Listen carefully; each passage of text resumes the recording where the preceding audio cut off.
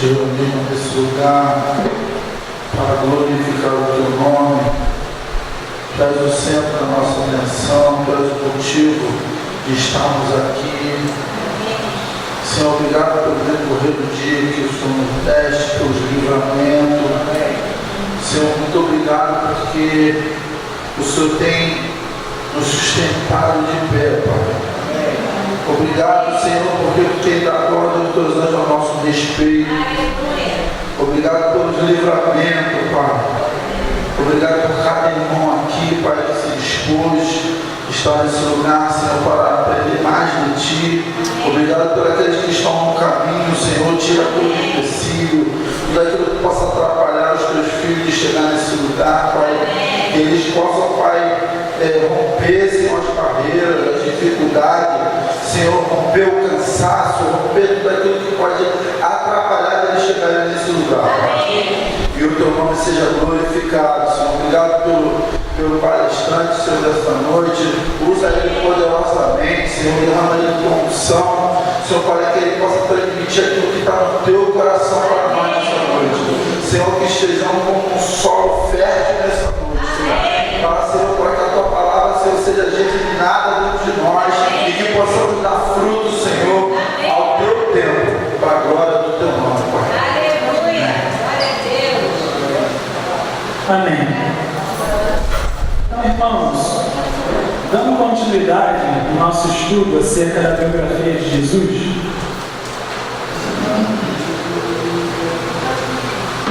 então, dando continuidade ao nosso estudo,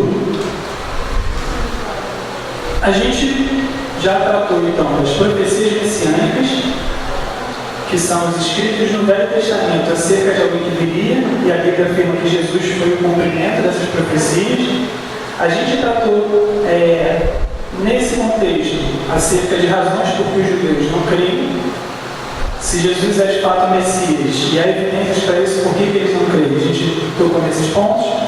A gente tocou nos pontos relacionados ao Novo Testamento, então, e na verdade, mais especificamente, os escritos acerca da vida de Jesus, que são os 4 evangelhos, também as cartas, elas trazem algumas informações que não constam nos evangelhos, e outras que também constam.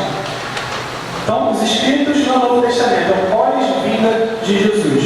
A gente tratou deles na semana passada, indicando que dos 4 evangelhos, você tem 2 que foram testemunhas oculares, só para cá o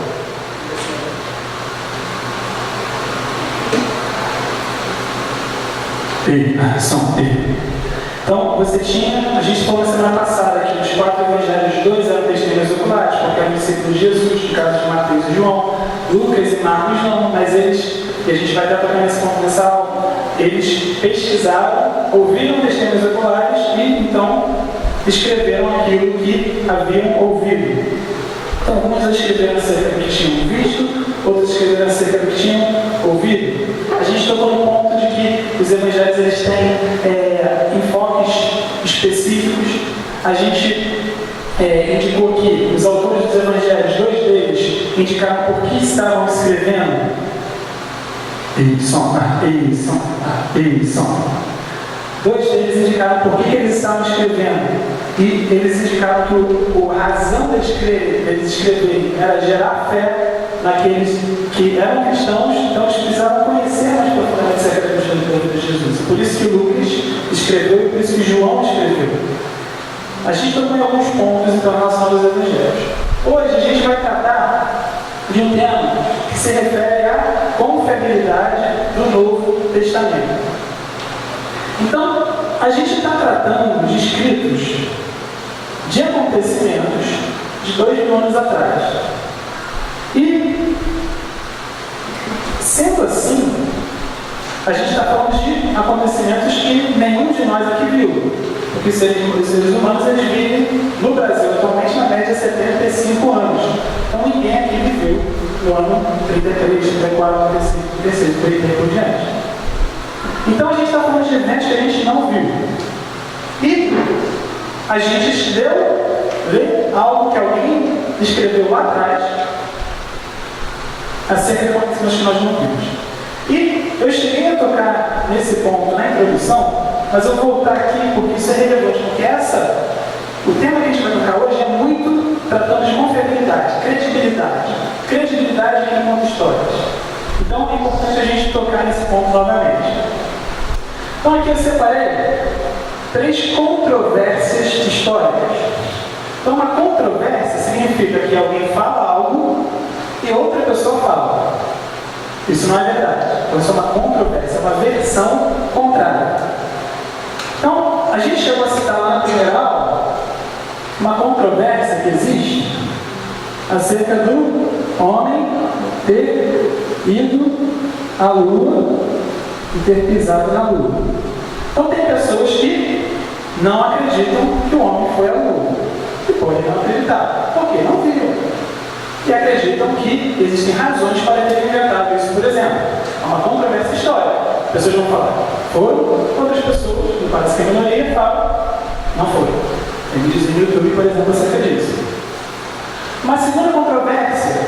Então, aqui a gente está falando de um acontecimento de décadas atrás. Pessoas aqui estavam vivas. Pessoas aqui não. Vou falar agora de um acontecimento muito mais recente. Então,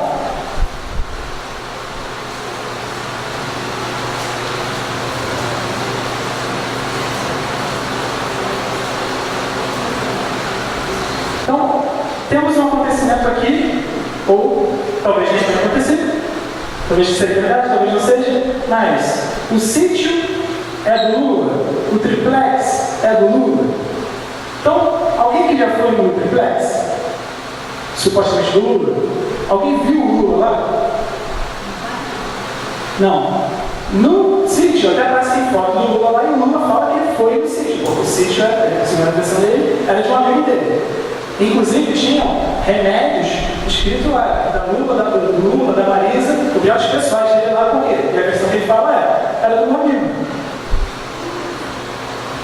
A gente não sabe a verdade.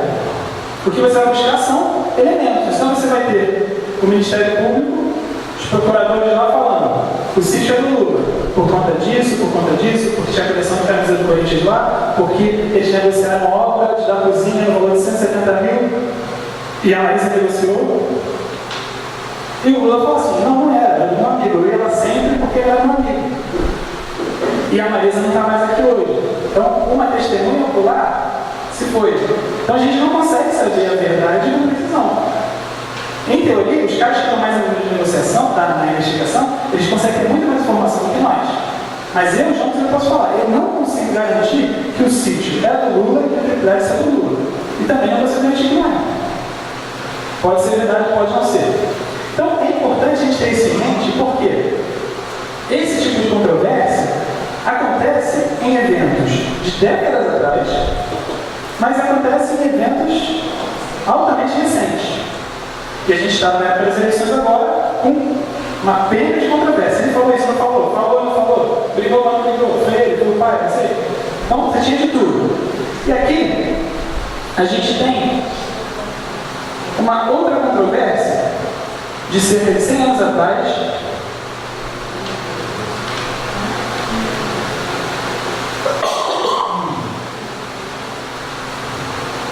que é quem pilotou o primeiro avião. Aqui eu vou chamar de avião. Lá eles falam que é uma máquina que pesava menos que o ar, tem umas definições lá. Tá? E aí você vai ter uma controvérsia histórica falando que alguns falam, né, que foi o Alberto Santos Dumont, que pilotou 14 bis na França, e outros vão falar que é um dos irmãos Wright. Eram 2 irmãos americanos que tinham essa aptidão lá para criar máquinas voadoras. O homem quis voar desde muito tempo atrás. E muita gente tentou criar máquinas voadoras. Mas aparentemente, isso aconteceu cerca de 100 anos atrás, foi quando você vê avanços mais contundentes. E você vai ter, então, uma versão que é catada pelos Estados Unidos de que foram os irmãos Wright. E no Brasil, se trata do Santos Dumont como herói nacional, e falam que foi o Santos Dumont. A gente não vai saber a verdade. O que a gente consegue fazer hoje em dia é ver, ter informações. Por exemplo, um argumento que é pró-Santos Dumont nesse caso aqui. Santos Dumont, ele fazia suas demonstrações em público. essa informação pode ser verdade. Eu li, acredito que seja verdade. Porque tem que fazer público é fato, mas uma informação adicional. Ele não queria ter as patentes das máquinas que ele fazia. Era tudo domínio público, pode usar. E os irmãos Wright, eles faziam as suas demonstrações para pequenos grupos porque eles tinham medo que as pessoas pegassem a patente. Olhando para essa versão, a gente nunca vai saber o que pode ter acontecido aqui no culto. Santos Dumont, ele faz as suas demonstrações em aberto. Então, por essa linha, Santos Dumont parece ganhar pontos com relação à confiabilidade do que ele falou. Mas são coisas dessa natureza. Eu estou só mostrando isso aqui porque veja que essa questão de credibilidade, confiabilidade de fatos, eventos antigos, isso é proativo 2.000 anos atrás, é o que a gente vai ver, é antigo para 100 anos atrás, é antigo para 60, 70 anos atrás, e é antigo para 5 anos atrás, 2 anos atrás, 1 ano atrás. Saber a verdade de fatos que nós não vemos é difícil. Requer fé. A gente pode buscar fatos, mas requer fé. Porque, como eu falei, eu não sei se o homem pisou na Lua, não sei se o sítio é do Lula, não sei nem piloto do avião. Posso pesquisar. E é isso que o Lee Strobel fez. Ele pesquisou o cristianismo a fundo, buscando fontes que eram confiáveis para ele. Eu cheguei a falar que ele faz aqui entrevistas com pessoas, e no filme a gente vê isso, né? Ele faz entrevistas. E no livro ele sempre coloca o currículo de quem ele está entrevistando. O cara que tem pós-doutorado no céu, que em tal instituição respeitada no mundo, escreveu 40 livros. É isso que ele coloca lá. Por quê? Porque ele quer trazer credibilidade para a informação que o cara está trazendo. Então é isso que a gente consegue. A gente não tem imagens de Jesus. Então o que a gente tem é isso. E é isso, essa é a regra para muita coisa no passado, inclusive quem fez o avião. Então, vamos olhar na apostila, lá, página 16, tendo isso em mente, que nós estamos depositando nossa confiança em coisas que nós não vemos, logo requer fé. Todo mundo faz isso, para eventos históricos. Então, aqui a gente vai ter, nesse capítulo 4 aí, a gente vai utilizar uns conceitos que constam no livro Mais que Carpinteiro. Apesar dessa divisão, desses conceitos estarem no Mais que Carpinteiro, eles aparecem em todos os livros que eu li. Os 3 ali aparecem: Defesa de Cristo, Mais que Carpinteiro e Não Tem Fé Suficiente para Ser Ateu. Mas a forma de abordar aqui eu estou utilizando da Mais que Carpinteiro. Então ele fala o seguinte, que um historiador lá militar, ele utiliza 3 testes para tratar da confiabilidade de escritos antigos. E cada teste desses tem um foco diferente. Então o primeiro teste que a gente vai ver é o chamado teste bibliográfico. Então, o que seria esse teste? Ele busca responder uma pergunta, que é: o que tenho em mãos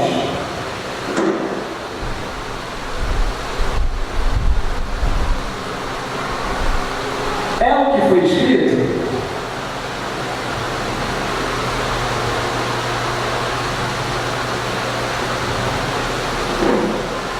Essa aqui é uma pergunta que eu já ouvi um amigo fazer. Na verdade, ele falou para mim que a esposa dele trazia essa informação. Ele tem alguma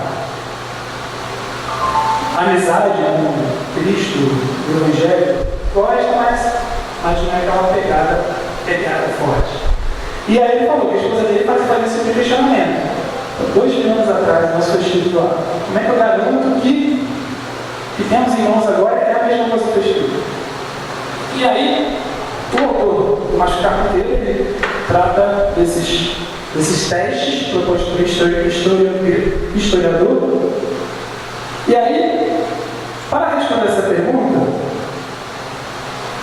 qual o teste que ele considera? Aí a gente vai ter 2 gráficos. Tá? O primeiro gráfico se refere a um comparativo de espaço de tempo entre o original e as primeiras cópias remanescentes. Então você vai ter, todo mundo aqui tem uma cópia da Bíblia, inclusive no celular, e a gente tem as cópias em papel. Só que você vai ter cópias da Bíblia que são manuscritos, coisa muito antiga. E você tem instituições que fazem um catálogo disso, contam no mundo quantas tem. E fazem análise, você consegue analisar o quão antigo é um documento, o quão antigo é um artefato. E, a partir daí, desse tipo de análise, você tem um comparativo aqui, e a fonte desse comparativo é o livro Não Tem Fé Suficiente para Ser Ateu, em que ele faz um comparativo entre o espaço de tempo da cópia mais antiga que se conhece em relação ao original. E aí você vai ter, por exemplo, a história de César, imperador romano. O espaço de tempo entre o original e a cópia mais antiga é de 1000 anos.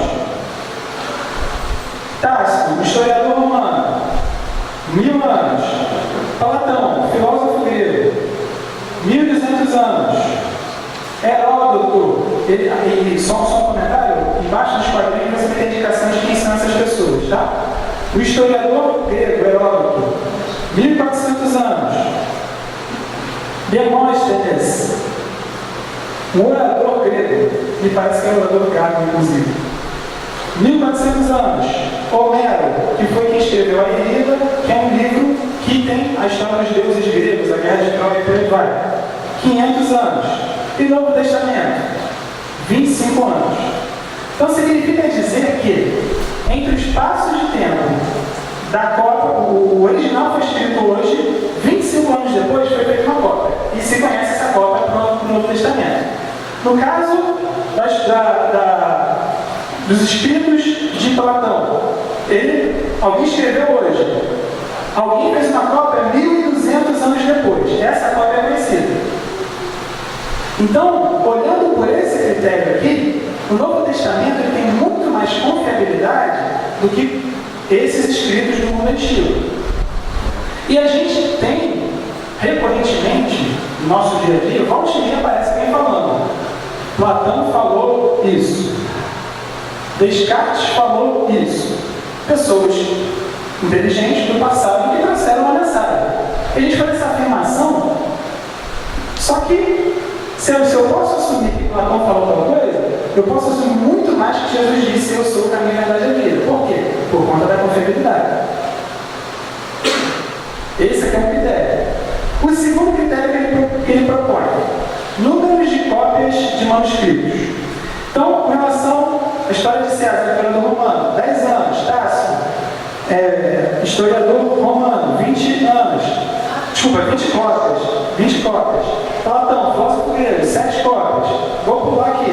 Homero, a Bíblia grega, que é a Ilíada, história dos deuses gregos, tem 643 cópias. Novo Testamento, 5.686 cópias. Então, olhando para esses números aqui, o que a gente tem? Se encontrou ao redor da Terra um manuscrito aqui, um manuscrito ali, outro manuscrito ali, um manuscrito na Etiópia, um manuscrito em Roma, um manuscrito na Grécia, outro manuscrito na Turquia. E aí, o que eles fazem? Eles comparam um com o outro, com o outro, com o outro, com o outro, com o outro, com o outro. Um manuscrito do 3º século, outro do 4º século, outro do 5º século. E por aí vai, 5.600. Sendo que aqui não são manuscritos totais do Novo Testamento. Você pode ter manuscritos que têm um trecho pequeno, mas eles vão confrontando.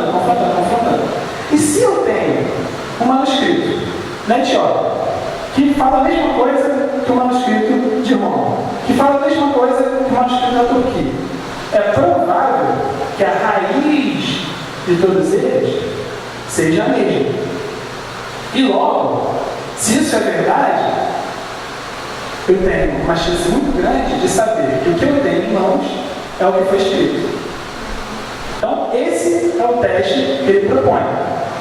Jonatas, como que eu sei que isso aqui é verdade? Fé. Por quê? Eu não vi os 5.600 manuscritos. Mas isso também é verdade para todas as afirmações acerca do filósofo Platão. Então, ou eu apago a história da humanidade toda, ou eu vou considerar esse tipo de critério aqui. Então, é por aí que ele foi fazendo essa pesquisa e encontrando, olha, se eu posso assumir que o Egito antigo existiu, se eu posso assumir que os filósofos gregos existiram, se eu posso assumir que a Babilônia foi verdade, eu tenho escritos também muito relevantes, por esses critérios aqui, muito mais numerosos de que os escritos de que a vida de Jesus foi escrita de fato uma verdade. Então, uma verdade ainda não vou chegar nesse ponto, mas de que alguém escreveu algo, eu tenho isso aqui na mão. Então, teste biográfico. É isso. Aí a gente parte para o segundo teste aí, ok? Desculpa, eu vou só fazer mais um comentário com vocês, mas podem passar a página. É o seguinte, uma coisa são os manuscritos acerca do Novo Testamento, mas outra coisa são as citações ao Novo Testamento. Por exemplo, essa apostila tem muitas citações do Novo Testamento. Eu falo, Jesus falou isso, tal. Aí aparecem vários que eu boto ao texto. Então, há muitas citações aos textos do Novo Testamento. E aqui a gente tem, elencados aqui, 3 cristãos do mundo antigo, lá de 95 depois de Cristo até 110 depois de Cristo, que eles citam muitos textos do Novo Testamento. Segundo o livro Não Tenho Fé Suficiente para Ser Ateu, lá está informado que todos os livros do Novo Testamento estão citados, exceto 2 João, que tem um capítulo, e Judas, que tem um capítulo. Então, eles chegam a falar que mesmo que você tivesse todas as cópias da Bíblia queimadas, você conseguiria fazer uma reconstituição a partir das citações.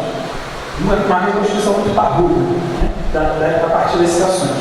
Então, também essa linha do teste bibliográfico. Aí a gente parte para o segundo teste que ele propõe. E o segundo teste é o teste das evidências internas.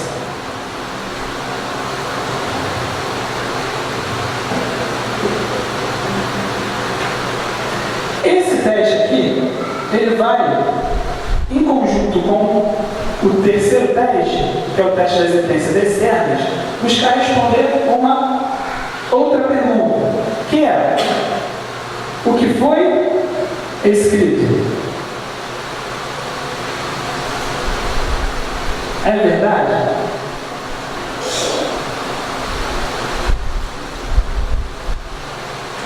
Isso é uma outra pergunta. Também eu vi. Como que eu vou saber que cristãos que queriam promover Jesus estavam escrevendo a verdade? Eram pessoas isentas.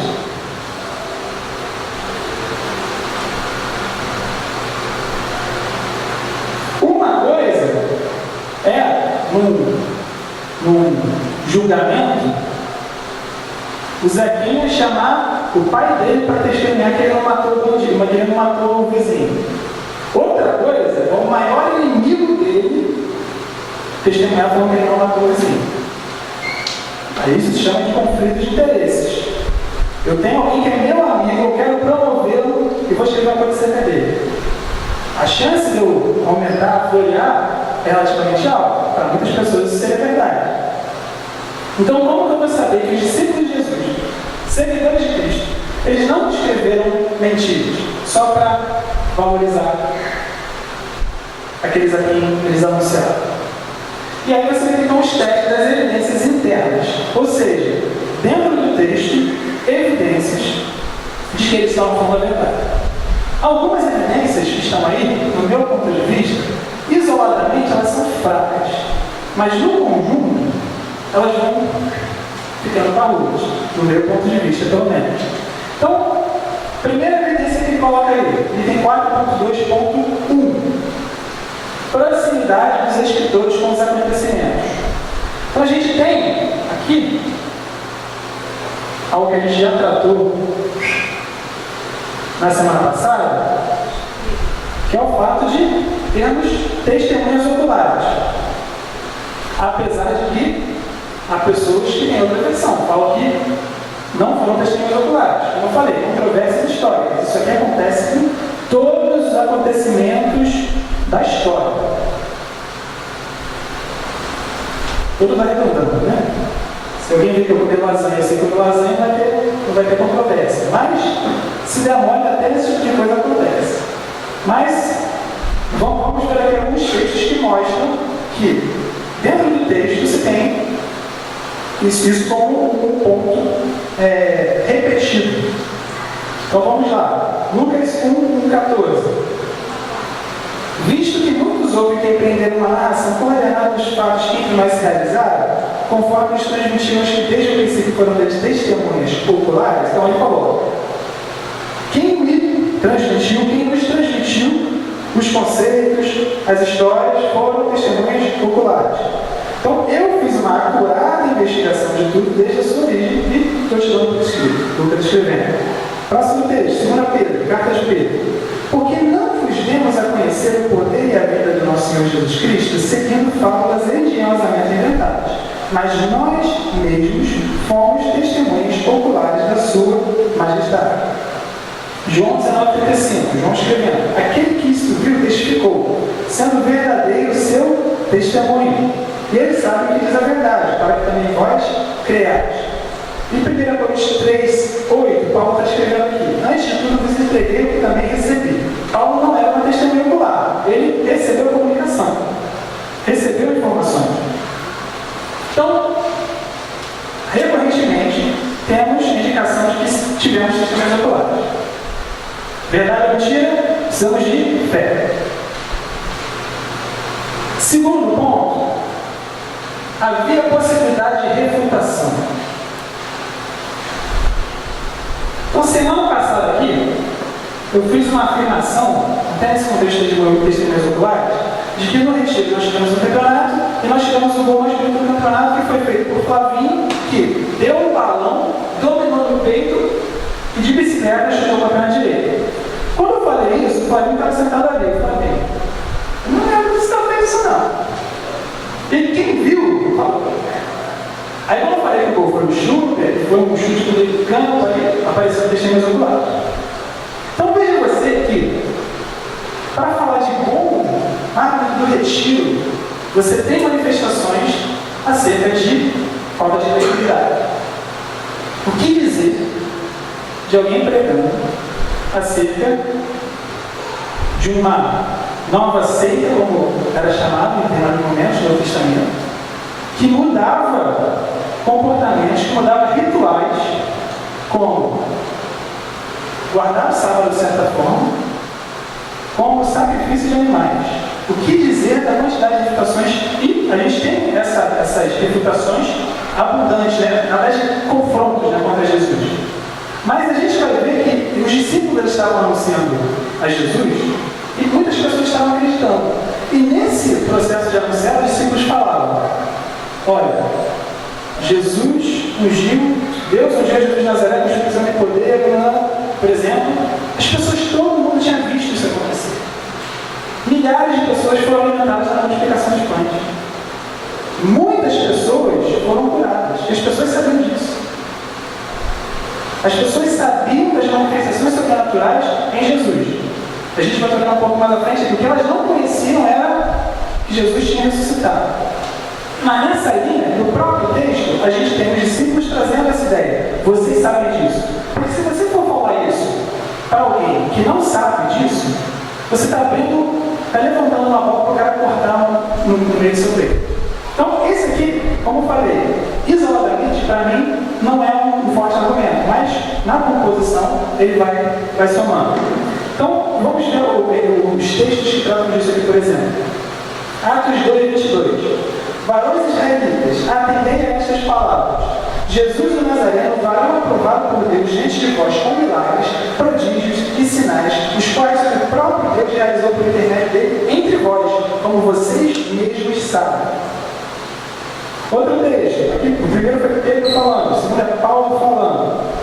Vou ler a partir do sublinhado. Paulo, porém, respondeu: não estou louco, ó excelentíssimo Festo. Pelo contrário, digo palavras de verdade e de bom senso. Porque tudo isto é do conhecimento do rei. a quem dirige com franqueza, pois estou persuadido de que nenhuma destas coisas lhe é oculta, porquanto nada se passou em algum lugar escondido. Acreditas, ó rei Agripa, nos profetas? Bem sei que acreditas. Então Agripa se dirigiu a Pedro e disse: por pouco me persuades a fazer questão.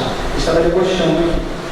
Então, veja que essa pegada, vocês sabem que eu estou falando a verdade. Vocês sabem que eu estou falando a verdade. Isso era recorrente. E essa possibilidade de refutação é algo interessante. A gente vai ler o texto, está em Atos capítulo 15, porque trata justamente de uma controvérsia, ou seja, uma versão contrária à versão que a gente tinha acabado de falar. Atos capítulo 15.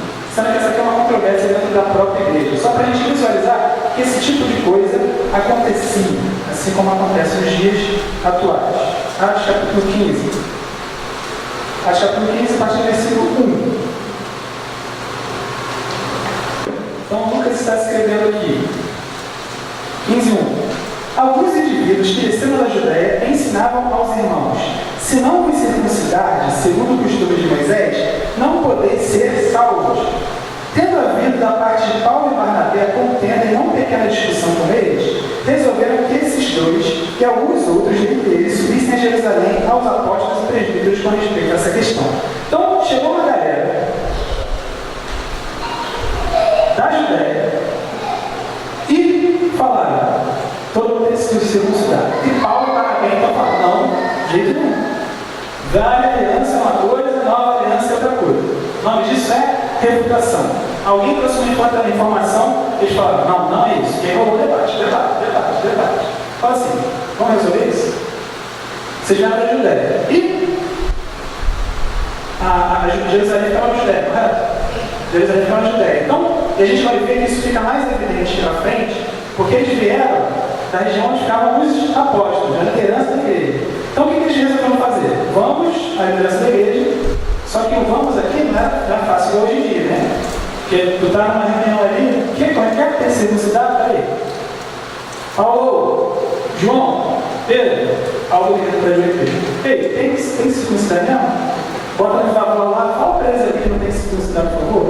Ou não grava um vídeo para mim, para eles terem que circuncidar. Não, aí os caras tinham que montar uma comitiva, ir para Jerusalém, discutir. Pedro falou e eles teve um parecer de Tiago, o irmão de Jesus, e resumo da história, não precisa ser circuncidado. Aí quando definiram o parecer, falaram assim: vamos levar para o pessoal lá da igreja, da origem da controvérsia, para a gente informar eles acerca disso. Versículo 22. Então pareceu bem aos apóstolos e aos presbíteros, como toda a igreja, tendo elegido homens dentre eles, enviá-los, juntamente com Paulo e Barnabé, a Antioquia, foram Judas, chamado Barsabás, e Silas, homens notáveis dentre os irmãos, escrevendo por mão deles: os irmãos, tanto os apóstolos como os presbíteros, aos irmãos de entre todos os gentios em Antioquia, Síria e Cilícia, saudações. Visto sabemos que alguns que saíram de entre nós, sem nenhuma autorização, vos têm perturbado com palavras, transtornando a vossa alma. Pareceu-nos bem, chegarmos a pleno acordo, eleger alguns homens e enviá-los a vós outros, como os nossos amados Barnabé e Paulo. Então aqui, resultado da controvérsia. Um falou uma coisa, outro falou outra. Resultado, os caras mandaram. É isso. Não fomos nós que mandamos eles aí. Então a refutação tinha o seu impacto. E os caras estavam chamando a refutação. Vocês sabem que eu estou falando a verdade. Então, esse é um ponto que vai agregando aí para a nossa análise. Terceiro aspecto: menção a fatos cuja disposição não seja desejável. Então, estamos falando de escritos desconfortáveis. Então, aqui a gente, com esse trecho, a gente vai buscar tratar do seguinte argumento: os camaradas estavam inventando. Isso não foi verdade, foi invenção de alguém. Então, a gente vai olhar esses escritos não desejáveis, a gente vai refletir. Se alguém fosse inventar uma história, se incluiria isso ou não? Essa vai ser a nossa pergunta. Então, letra A: escritos não desejáveis acerca dos discípulos.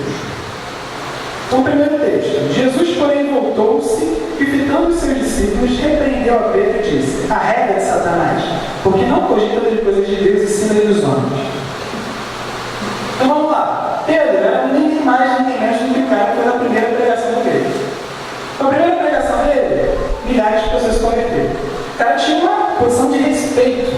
Aquele dia que ele era um dos discípulos mais velhos de Jesus. Então, você ia contar, por exemplo, digamos que você está chamando alguém para vir aqui. Você vai falar para ele assim: pô, o meu apóstolo é muito bom.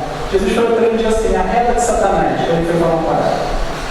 Você ia falar isso? Você acha que é atrativo? Não é, né? Então, é desconfortável. Ouvir isso de Jesus não é legal, né? Não é legal. Vinde bendito do meu Pai. É melhor. Próximo. Roguei a teus discípulos que o expelissem, e eles não puderam. Então Jesus lhe disse: ó geração incrédula, até quando estarei convosco? Até quando me sofrerei? Não é um tipo de coisa que também seja legal você ouvir. E logo, se você estivesse me inventando, não é um tipo de coisa que te valoriza. Então, é uma evidência interna do texto. Terceira, eles contudo não compreendiam isto e temiam interrogá-lo. Desconhecimento, não estou entendendo o que você está falando. Simplesmente em coisas que você poderia omitir. Mas, conste no texto. Quarto, mas eles guardaram o silêncio, porque pelo caminho haviam discutido entre si sobre quem era o maior. Então, disputa de poder, de autoridade, de status, de reputação. Próximo. E disse a Pedro: Simão, tu dormes, não pudeste vigiar nenhuma hora. Segundo, voltando, achou outras vezes dormindo, porque seus olhos estavam pesados, não sabia o que lhe responder. Ainda dormis e repousais? Basta. Então estão lá os seguidores de Jesus, no momento que ele está mais precisando deles, os caras estão dormindo. Jesus sofrendo, sangrando, suando sangue, e os caras estão dormindo. Não é exatamente aquela parceria forte. Próximo. Não conheço esse homem de quem falais. Então Pedro se lembrou da palavra que Jesus dissera: e caindo em si desatou a chorar. Então falando da negação de Pedro. E a gente viu, a gente vai tocar nesse ponto de novo, mas semana passada a gente citou isso, que Marcos, que acredita que foi o primeiro evangelho a ser escrito, ele seria a versão de Pedro, dado que Marcos não foi testemunho ocular. E a gente viu na Bíblia que Pedro tinha uma relação forte com Marcos. Pedro chega a chamar Marcos de meu filho. Pedro, quando saiu da prisão, foi para a casa de Marcos. Então, se você vai escrever uma história acerca de Jesus e Pedro vai na sua casa, Pedro te chama de filho, faz todo sentido que seja o seu ponto de vista de Pedro. Você tem escrito desde a Bíblia, a gente vai tocar isso daqui a pouco, falando que Marcos escreveu o ponto de vista de Pedro. E no Evangelho de Marcos consta a ligação de Pedro a Jesus. Então, não é o tipo de coisa que é legal de você escrever, mas está lá. Próximo. Passado o sábado, estamos falando da logo após a ressurreição. Maria Madalena, Maria mãe de Tiago e Salomé compraram aromas para irem embalsamar o corpo de Jesus. E muito cedo, no primeiro dia da semana, ao despontar do sol, foram ao túmulo. Diziam umas às outras: quem nos removerá a pedra da entrada do túmulo? E olhando, viram que a pedra já estava removida, pois era muito grande. Entrando no túmulo, viram um jovem assentado ao lado direito, vestido de branco, e ficaram surpreendidos e atemorizados. Ele, porém, lhes disse: não vos atemorizeis, buscais a Jesus, o Nazareno, que foi crucificado. Ele ressuscitou, não está mais aqui, veja o lugar onde o tinha posto. Aí a gente tem uma nota de rodapé abaixo que fala o seguinte: 11. O testemunho de mulheres não tinha credibilidade naquele tempo, e por isso, se a ressurreição fosse uma história inventada, não se deveria criá-la dessa forma. O texto está falando que as primeiras pessoas que viram Jesus ressuscitado foram mulheres. Como isso significava a mesma coisa que nada, dado que o testemunho de mulheres não tinha credibilidade, se você fosse inventar uma história, você também não colocaria esse tipo de dado. Essa é a argumentação colocada aqui. Próximo.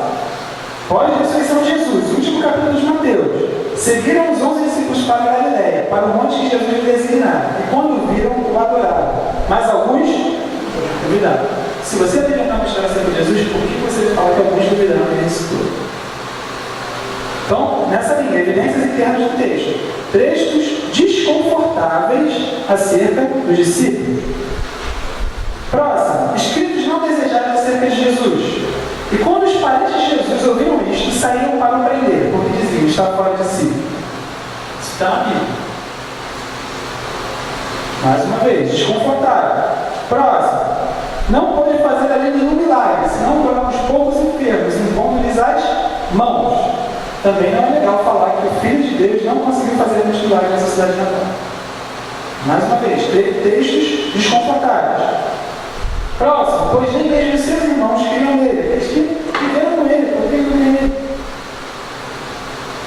Pode ser muito antigo, mas está lá. À vista disso, muitos de seus discípulos o abandonaram, já não andavam com ele. Então, a galera se mudou. Próximo. Escritos não desejáveis presentes no ensino de Jesus. Você tinha na lei de Moisés uma série de obrigações, uma série de instruções. E o negócio já era intenso. Aí vem Jesus e começa a falar coisas como: amai os vossos inimigos e orai pelo que os perseguem. Vem falar coisas como: não perdoe apenas 7 vezes, mas até 70 vezes 7. Deus abomina o repúdio. Então, isso não é gostoso do seu ouvir. Se está lá, aparentemente, é verdade, porque se fosse inventado, não seria um caminho a ser seguido. Essa é a análise do texto em si. Então, tratando de evidências internas, o que foi escrito é verdade? Testemunhos oculares, eles chamavam a reputação e haviam títulos desconfortáveis acerca dos próprios discípulos, acerca de Jesus e ensinamentos de Jesus extremamente puxados, né?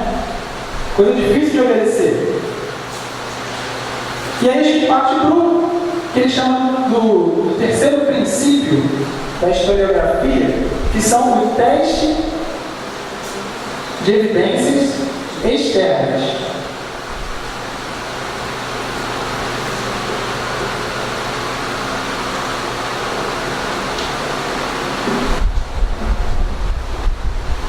E aqui a gente vai ter 2 elementos principais, que são textos fora da Bíblia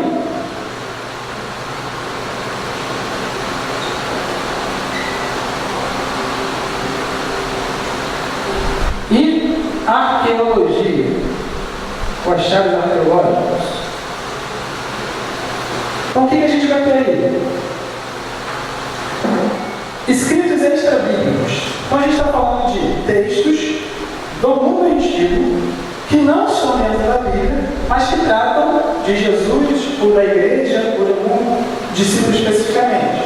Então vamos ler esses textos. O item 4.3.1. Item 1. O historiador Eusébio preservou o escrito de Pápias, bispo de Herápolis, 130 depois de Cristo. Olha o que está escrito aí. O ancião apóstolo João costumava dizer também o seguinte: Marcos, tendo sido intérprete de Pedro, anotou acuradamente o que ele, Pedro, relatou, sejam as palavras ou feitos de Cristo, embora não ignorem, pois ele não foi ouvinte nem acompanhante do Senhor, mas mais tarde acompanhou a Pedro, que ministrava o ensino de acordo com a necessidade do momento, mas não como se estivesse fazendo uma compilação das palavras do Senhor.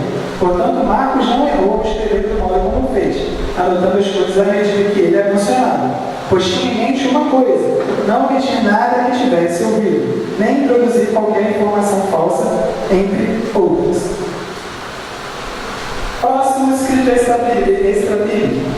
Irineu, o bispo de Lyon, que foi discípulo de Policarpo, bispo de Esmirna, que foi cristão durante 86 anos e que também foi discípulo de João, 180 depois de Cristo. Mateus publicou o seu evangelho dos hebreus, isto é, judeus, em sua própria língua, quando Pedro e Paulo pregavam o evangelho em Roma, fundando a igreja ali. Após a partida deles, isto é, sua morte, algumas traduções situam em 64 depois de Cristo durante a perseguição de Nero, tem parênteses no texto original, só uma explicação. Marcos, o discípulo intérprete de Pedro, ele próprio nos entregou em forma escrita a essência da pregação de Pedro. Lucas, o acompanhante de Paulo, colocou em um livro o evangelho pregado pelo seu mestre. Depois João, discípulo do Senhor, qual também se reclinou sobre seu peito, produziu o seu evangelho quando vive em Éfeso na Ásia. Então aqui é o texto que trata daquilo que a gente tinha colocado, né? Da autoria dos evangelhos e qual foi a fonte de informação dos que não eram testemunhos oculares. Aqui Flávio José, historiador judeu. Então você tem algumas informações que se utilizam em pregações, por exemplo, que não estão na Bíblia, e normalmente saem do livro desse camarada aqui. Flávio José. O historiador judeu que viveu de 37 depois de Cristo a 100 depois de Cristo. Nessa época, a época de Pilatos, havia um homem sábio chamado Jesus. Sua conduta era boa e ele era conhecido por ser virtuoso. Muitos judeus e de outras nações tornaram-se seus discípulos. Pilatos condenou-o à crucificação e à morte. Mas aqueles que se tornaram seus discípulos não abandonaram seu discipulado. Antes relataram que Jesus havia reaparecido 3 dias depois de sua crucificação e que estava vivo. Por causa disso, ele talvez fosse o Messias, sobre quem os profetas contaram maravilhas. Outro texto de Flávio José. Festo está morto, e Festo aparece aí embaixo, era o governante romano. E Albino, que era o seu substituto, na hora que ele tinha morrido, está a caminho. Assim, Ananos, também chamado de Ananias, o sumo sacerdote, reuniu o sinédrio dos juízes e trouxe diante deles o irmão de Jesus, que era chamado Cristo, cujo nome era Tiago, e alguns outros cristãos. E quando havia formulado uma acusação contra eles, como transgressores da lei, ele os entregou para que fossem apedrejados.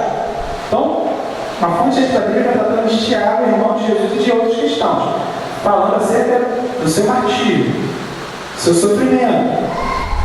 Próximo, Tácito, historiador romano, escreveu o trecho abaixo de 115 depois de Cristo. Para acabar com os rumores, Nero acusou falsamente as pessoas comumente chamadas de cristãs, que eram odiadas por suas atrocidades, e as puniu com as mais terríveis torturas. Cristos, o que deu origem ao nome cristão, foi condenado à morte por Pôncio Pilatos, durante o reinado de Tibério. Mas, reprimida por algum tempo, a superstição perniciosa irrompeu novamente, não apenas em toda a Judéia, onde o problema teve início, mas também por toda a cidade de Roma. Então veja você que alguns escritos da Bíblia são escritos por pessoas que eram contrárias ao Evangelho. Só que eles trazem informações que se corroboram com a Bíblia, apesar deles não serem adeptos do cristianismo. Próximo. Plínio, o jovem, o qual foi governador da Bitínia, no noroeste da Turquia, escreveu o texto abaixo por volta de 110 depois de Cristo. Eles afirmaram, os cristãos, que sua única culpa, seu único erro, era terem o costume de se reunir antes do amanhecer, num certo dia determinado, quando então cantavam responsivamente os versos de um hino a Cristo, tratando-o como Deus, e prometiam solenemente uns aos outros não cometerem maldade alguma, não defraudarem, não roubarem, não adulterarem, nunca mentirem e não negar a fé quando fossem estados a fazê-lo. Então, uma fonte fora da Bíblia tratando acerca da pureza dos cristãos. Então, essa era a intenção deles. Então, a gente tem muitas fontes extra-bíblicas e aqui, até cito aqui que você tem muitas outras. Tá? Cada terminho desse aqui, você vai ter pessoas escrevendo livros. Livro da NASA com a Verdade de Lucas. Tem um livro que trata disso. Então, aqui é um apanhado. Esse trecho logo a seguir é muito interessante porque fala da quantidade de informações que estão na Bíblia, mas que também estão em outras fontes fora da Bíblia. Letra de A a L aí. Jesus viveu durante o tempo de Tibério César, imperador romano. Ele viveu uma vida virtuosa, realizou maravilhas, teve um irmão chamado Tiago, foi aclamado como Messias, foi crucificado a mão de Pôncio Pilatos, foi crucificado na véspera da Páscoa judaica. Trevas e terremotos aconteceram quando ele morreu. Seus discípulos acreditavam que ele ressuscitava dos mortos. Aqui ele está falando que as fontes da Bíblia não falam que Jesus ressuscitou, mas falam que os discípulos acreditavam que ele ressuscitou. Seus discípulos estavam dispostos a morrer por sua crença. O cristianismo espalhou-se rapidamente, chegando até Roma. Seus discípulos negavam os deuses romanos e adoravam Jesus como Deus. Então, fontes fora da Bíblia que trazem várias informações que estão na Bíblia. Aí a gente parte para as evidências externas na arqueologia. Aqui a gente tem um pequeno resumo do tema. Então, a gente tem aqui um exemplo de um escrito de Lucas, em que ele cita uma penca de governantes da época. Então, no 15º ano de Tibério César, sendo Pôncio Pilatos governador de Judéia, Herodes tetrarca da Galileia, seu irmão Filipe tetrarca da região da Itureia e Tracônides, Lisânia e Estetraca de Belém, sendo sumos sacerdotes Anás e Caifás, veio a palavra de Deus a João, filho de Zacarias, no deserto. Então, a gente vê que Lucas tem essa preocupação de colocar várias informações que, pensando em termos de doutrina, não fazem a menor diferença, mas eles servem como fonte histórica. E aqui a gente tem um trechinho, depois vocês podem ver, só para a gente acelerar, vocês podem ver que trata de uma controvérsia que havia com relação a uma das pessoas que ele cita, porque ela não tinha existido, mas depois se achou na arqueologia um busto e tinha a indicação lá do nome de um camarada que é citado por ele aqui. Tá? Então são coisas dessa natureza. Ou seja, a arqueologia ela comprova a existência de cidades que não existem mais, mas que são citadas nos evangelhos. Ela comprova a existência, por exemplo, dos 5 pórticos que tinham em Jerusalém, do poço de Jacó, do encontro de Jesus com a mulher samaritana, coisas dessa natureza. E a arqueologia, então, ela confirma informações. Ela não é definitiva para falar que tudo que eles escreveram é verdade, mas simplesmente que algumas coisas que eles colocaram eram verdade. Vamos não errar, ok? E aí a gente parte para um item relevante, que é a ressurreição foi real. E eu até cito aí, você vai ter uma série de itens que mostram que os historiadores, muitos deles, apesar da quantidade de controvérsias que há, mas o Camargo fez uma pesquisa com 1.400 fontes e ele fala que a maior parte dos historiadores concorda que tais coisas são verdade. Página 22. Jesus foi sepultado, muito provavelmente no túmulo particular. Pouco tempo depois, os discípulos ficaram desanimados e desolados, tendo perdido a esperança. O túmulo de Jesus foi encontrado vazio pouco tempo depois de seu sepultamento.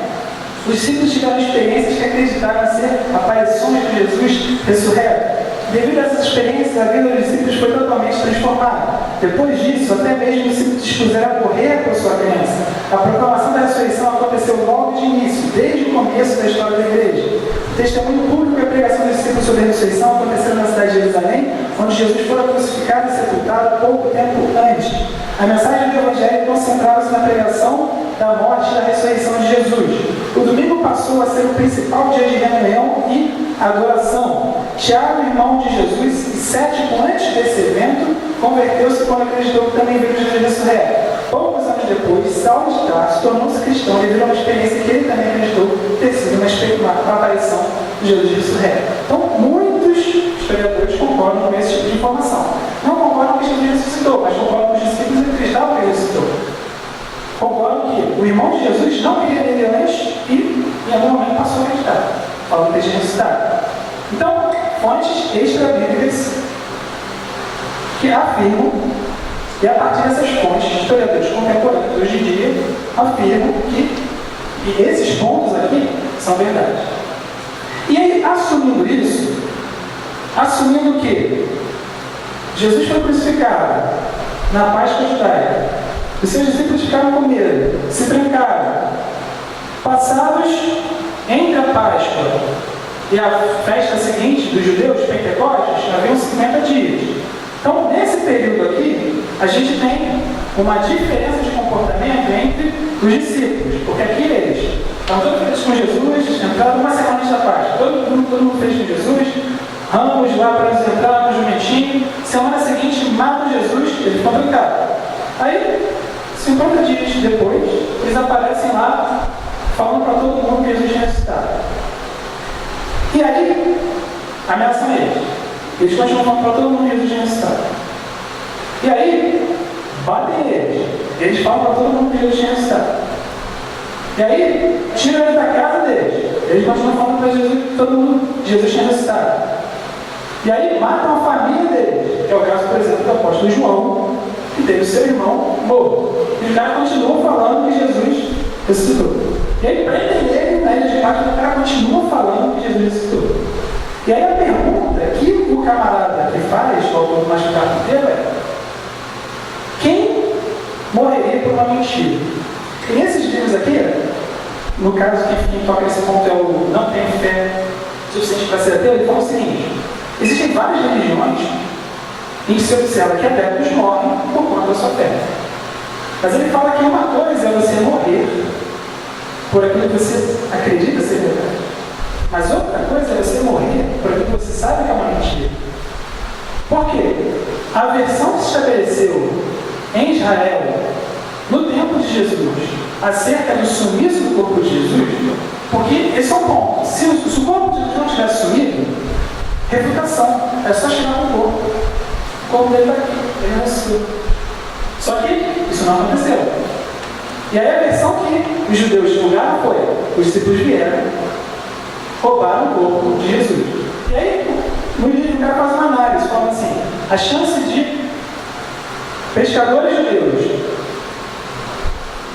subjugarem soldados romanos, então que era muito baixo. Mas independente, isso pode acontecer. Né? Muito, já aconteceu várias vezes na história. No futebol, por exemplo. Então, tudo pode acontecer. Você pode dar a galerinha lá e bate e vai dar sorte. Mas o ponto aqui é que, se os discípulos roubaram o corpo de Jesus, então vamos assumir essa sequência de fatos que vários historiadores concordam. Então, Jesus morreu, os discípulos estavam trancados, com medo. Eles roubam o corpo de Jesus, falam que Jesus ressuscitou, elas sofrem ameaças. Falam que Jesus ressuscitou, presos. Falam que Jesus ressuscitou, apanham. Falam que Jesus ressuscitou, matam a família. Faz sentido você roubar o corpo e você, sabendo que é uma mentira que você está fazendo, ameaçam você, batem você, prendem você, a sua família, matam a sua família e você continua com a verdade? Mas uma coisa é uma pessoa fazer isso. Outra coisa são duas. Outra coisa são 3, outra coisa são 11. Outra coisa são 500. Porque Paulo vai escrever em 1 Coríntios capítulo 15 que Jesus apareceu para mais de 500 irmãos de uma única só vez. Ele fala: dentre esses irmãos, muitos ainda estão vivos. Então pode dar uma para ele. Então veja você que a versão dos judeus que consta na Bíblia é uma versão que não faz sentido. Pelo menos no meu ponto de vista, que foi o ponto de vista do camarada aqui. Não faz sentido você morrer por uma coisa que você sabe que é uma mentira. Um outro ponto, e aí já fala da Bíblia, outros argumentos que trazem acerca do que teria acontecido com Jesus. A semana passada eu falei, né, que no Alcorão você tem a menção de que Jesus não morreu, mas que ele simulou. Eu falei isso semana passada. Mas você vai ter outras versões. Você vai ter a versão do desmaio. Jesus não morreu, mas ele desmaiou. Então, aí como que especialistas atacam esse tipo de versão? Imagine você, porque é de concordância de muitos historiadores que Jesus foi crucificado. Então, uma coisa é eu estar aqui desmaiado e aparecer para ele depois falando: pô, vai, também. Isso é uma coisa. A outra coisa é você ser torturado, você ser crucificado, com o corpo perfurado, e como você vai estar daqui a 3 dias? Ok, você desmaiou. Mas como você vai estar daqui a 3 dias? E aí, qual a argumentação do camarada falou assim: olha, seria muito improvável que os discípulos, ao verem Jesus deitado lá, né? A sua ressurreição é aqui. Seria muito improvável que eles acreditassem e que tivesse um pacto que houve em Jerusalém. Porque a gente está falando de 11, 500 que viram Jesus, e depois eles começaram a pregar, falando só: vocês todo mundo conhece Jesus aqui. Todo mundo viu o que ele fez. Só que você não sabe que a gente viu ele ressuscitar. Os caras estão fazendo milagres. E aí, mais gente se convertendo. Os sacerdotes estavam se convertendo. As pessoas estavam deixando a tradição milenar do sábado. As pessoas estavam deixando a tradição milenar de sacrifício de animais. Então, veja você que o contexto, ele não permite certas interpretações. Mas é uma questão de julgamento. Então, essa teoria do desmaio não fez sentido para ele. Tem outras teorias como: eles foram para o túmulo errado. Show! Se fosse o túmulo errado, os caras iam no túmulo certo, pegavam o corpo lá, não, certo? Aqui, pô. Então, tem várias teorias que foram sendo levantadas, e eu não sei se você já ouviu alguma dessas teorias. Mas em conversa com a de trabalho, em alguns momentos eu falei essa pergunta aqui eu já ouvi. Então, esse estudo aqui, ele vai muito nesse caminho. Perguntas que a gente ouve, depois que a gente começou a estudar, alguns estudos já falam comigo, perguntas que parentes fazem. Aqui a gente tem ferramentas. Ferramentas para simplesmente colocar uma dúvida no ateu. Uma dúvida em alguém que está distante de Jesus por achar que o cristão não pensa. Se ele pensasse, ele não acreditava. Então aqui a gente tem o material de alguém que recolheu falas de especialistas em diferentes áreas. E outra, com relação a essa teoria de que Jesus não morreu. Você tem uma análise médica, falando de detalhes, coisas como sair água e sangue. Isso é uma consequência do sofrimento dele, existe um nome técnico para isso. Os caras fazem uma análise minuciosa ali do que aconteceu no corpo de Jesus, fala de ter sentido sede, por exemplo. Você tem uma desidratação fora do normal do processo, e os caras fazem uma análise lá. Então, ele vai para especialistas da arqueologia, da medicina, teólogos, historiadores, mostrando, olha só, na pesquisa que eu fiz, você pode ter controvérsias, mas para mim, nada faz mais sentido do que o que está na Bíblia. Porque é o que ele coloca, ele fala assim, ok, a ressurreição é mentira? Tá bom. Então me explica como que pessoas amedrontadas, 50 dias depois, estão pregando. Me explica como elas são ameaçadas e continuam pregando. E mais, esse é um ponto fundamental com relação à credibilidade dos espíritos. Além de todos os que a gente colocou. Teste biográfico, teste de evidências internas, teste de evidências externas. Então, o fato de alguém estar disposto a morrer. Na média, as pessoas mentem para garantir a sua segurança. Isso é extremamente comum. E aqui os caras não estão fazendo isso. Eles estão sustentando a sua versão. E isso é comprovado por escritos fora. Então, tratamos hoje da confiabilidade do Novo Testamento. Então, temos ferramentas. O foco, eu falei isso na semana passada, não é a gente agredir as outras pessoas, mas é a gente, com mansidão, ter respostas. Ter algumas respostas. A gente não vai ter todas as respostas. Mas, ao se colocar coisas, por exemplo, dessa natureza que eu citei lá, filósofos gregos, de milhares, de 1000 anos atrás, como vocês falavam, todo mundo fala. No trabalho já começa a dia. A minha falou lá que o filósofo veio falou para fazer, como você sabe isso? Eu fui para dar só de leve, mas ela não entrou muito na minha não. Outra já dá. Esse livro aí eu comprei os 10, aí deixava lá na minha pai. Aí aconteceu uma parada engraçada. Teve um camarada que chegou aqui, e ele falou assim, ele pegou o celular e falou assim, olha só o que eu acabei de pesquisar, da ideia católica. Falou assim, eu acabei de pesquisar aqui, Jesus viveu de verdade, porque alguém tinha questionado ele.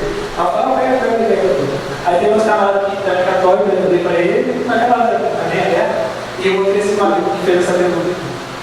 Mas não sei se ele deu. Porque uma coisa é fazer uma pergunta dessa, outra coisa é ser um livro de 200 páginas.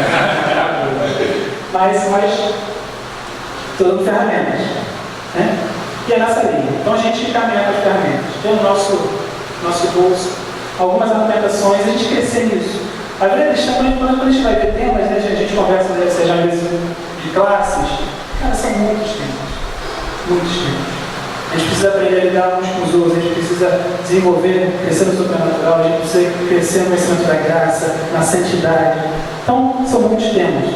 Esse aqui é um desses temas. E o foco desse treinamento é nessa linha, de a gente conseguir atingir pessoas que a gente não vai atingir sem mostrar para eles que Deus deu para a gente um cérebro. Se Deus é verdade, a gente consegue também com o cérebro captar certas coisas. Porque são acontecimentos. Se acontecer, é verdade. E algo vai ser. Amém? Vamos orar? Pai, muito obrigado por tudo que você fez por nós. Pai, muito obrigado por esses dias. Muito obrigado, Senhor, pela tua palavra que é a verdade. Pai, que possamos, Senhor, caminhar para crescer no conhecimento da verdade. Que possamos, Senhor, abandonar todos os conceitos mentirosos. Que possamos testemunhar as pessoas, Pai, a razão da nossa fé. E que possamos, Senhor, ver pessoas se convertendo. Pai. Que pessoas tenham as barreiras da sua mente destruídas, Pai, pela verdade. Em nome de Jesus, Pai. Que as prisões que estão nessas pessoas, Pai, algumas pessoas aqui têm amigos, têm familiares, Pai, que fazem perguntas dessa natureza, Pai, que as prisões na mente, Pai, na alma das pessoas, que isso possa ser rompida, Pai, que as pessoas possam sair das prisões que o diabo colocou elas, Pai, em nome de Jesus, Pai. Que elas possam vir para o reino do Senhor, Pai, em nome de Jesus Cristo. Amém. Amém.